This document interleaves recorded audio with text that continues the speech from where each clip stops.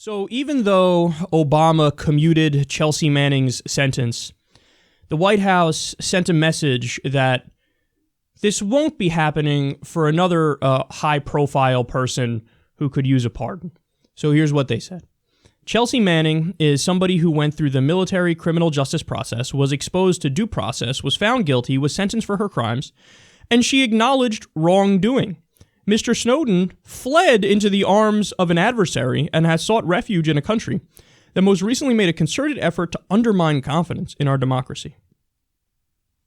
So what they're saying is different, totally different. Chelsea Manning, Edward Snowden, totally different. One of them, okay, we're going to be kind here. The other one, no, wrong. We're going to say no pardon for you, no justice for you.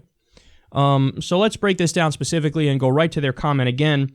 When they point out that, well, hey, Russia recently tried to undermine our democracy. First of all, I disagree with that. Second of all, Snowden had absolutely nothing to do with that. Nothing to do with it whatsoever. That's like saying, hey, Vladimir Putin assassinated his political opponent not that long ago. Snowden's in Russia, so what are you going to do? I mean, Snowden's there, and he's got nothing to do with it. Yeah, but he's there. Yeah. That doesn't mean anything. What are you saying? That's like blaming me for a triple homicide that happens in Kansas today. I got nothing to fucking do with that. What are you? Oh, you're in America, though. That's in America. You're in America. Case closed. There's no logic there. You sound like a fucking idiot.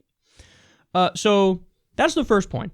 The second point is he fled into the arms of an adversary. Edward Snowden went anywhere he was fucking taken because the United States viewed him as public enemy number one and still to an extent does. So, and by the way, it is not like he didn't try to go through an official process, but every time he did that, they shut him down. So here he is, a guy who's educated, who goes, oh, no, this is a brazen violation of the Constitution, and it is preposterous. They're taking everybody's metadata. They can do surveillance on anybody and everybody. The Fourth Amendment is gone. They don't do it. They do unreasonable searches and seizures all the time. They don't need a specific warrant describing the specific person, place, or thing to be searched. You have no right to privacy anymore. So here he is going, okay, I have this information. I'm going to bring it up to my superiors, and every time slapped him down, slapped him down, slapped him down, slapped him down, slapped him down, slapped him down, slapped him down. And then finally, he's like, I'm going to go to the press. Now, here's where they go, oh, yeah, but then what you did is you were irresponsible with that information and you released so much of it. Wrong, because what happened is Glenn Greenwald, Edward Snowden, and a bunch of people said, here's what we're going to do. We're going to go through this with a fine-tooth comb, and anything that we think is it should actually be classified or top secret or kept from the public, we're going to keep it from the public. So we're going to do curation. And if anything, by the way, just a side note here, that's the one thing that's a valid criticism of WikiLeaks is that they don't even do, a little bit of curation. They just kind of do document dumps. Whereas Greenwald and Snowden, they were like, all right, let's make sure we get everything exactly right here. Let's make sure, where there is no counter argument to what we're doing because we're being very specific in only leaking things that the American public has a right to know because our government's doing it with our money in our name, and this is not a legitimate, genuine state secret that should be a state secret. So all of the arguments used against him are just not true. And then they get to the crazy ones, the outlandish ones, where some of them will just flat out say it. Yeah, he's a traitor. He's working with Vladimir Putin, this treasonous son of a bitch. Look at him. He's working with him. He has repeatedly spoken out against Vladimir Putin. So what are you talking about? What are you talking about? And then the final dodge they'll make is Snowden hasn't filled out the proper paperwork. Please stop embarrassing yourself. Nobody needs to fill it out. The president could pardon whoever the fuck he wants to pardon or commute. Well, we only look at the ones where there's paperwork. So how would we know if there wasn't paperwork? Really? How would you know? Edward Snowden? Really? It's not like, people who don't even follow the fucking news know who he is. You morons. So everything they say is a dodge. What it really comes down to in the case of Edward Snowden is you leak stuff, by the way, it was technically classified as it's a higher level of secret than what Chelsea Manning released. But this really, really, really snubbed the establishment and the deep state and the intelligence gatherers, aka the people who spy on you. This really pissed him off. I mean, one guy upending the system and exposing all the secrets, the outright lies. James Clapper. Is the NSA spying on people? No. You sure about that? Not wittingly. You're liars. That's what you are. You're fucking sick liars. You're not patriots. You don't care about the American people. You care about power and control. You want to take away people's privacy. You want to take away their rights and their civil liberties.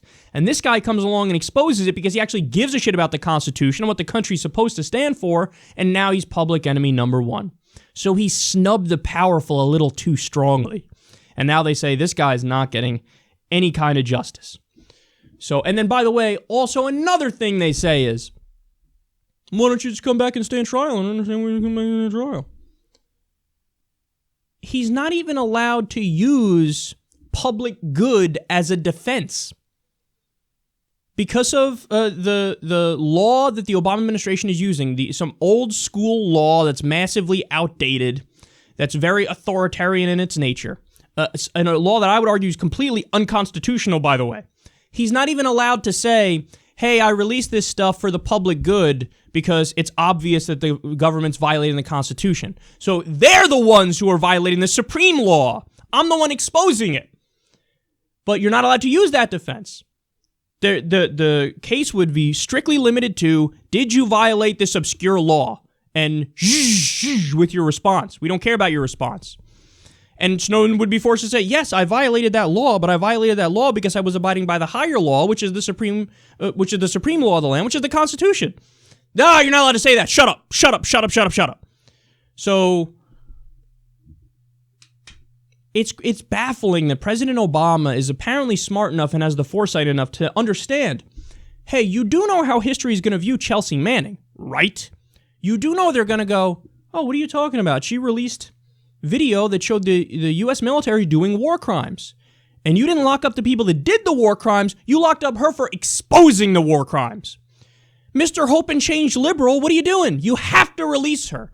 Or it is a blemish on your record that you cannot recover from. He gets it with Chelsea. With Edward? Doesn't really get it now, does he? So, you really care about your legacy? Release Edward Snowden too. I give you credit for releasing Chelsea Manning. But none of this half-measure bullshit. Release Edward Snowden too. Give him a pardon. And by the way, I didn't know. I've done multiple shows where I bring this up. I actually didn't know. Hey, is it, like, can he do a pardon of Edward Snowden? Because Edward Snowden isn't on trial and isn't, found guilty. And apparently he still can. That's the information that I've gotten recently. Apparently he still can just pardon him. So do it. Do it. Do it. But again, I won't hold my breath. Sorry there, Ed, but Obama only allows his rationality to take him so far. Because at a certain point, that establishment urge overwhelms him.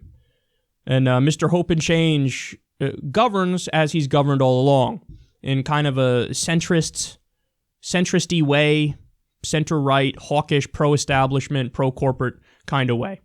The Obama who was campaigning is not the Obama who's governing.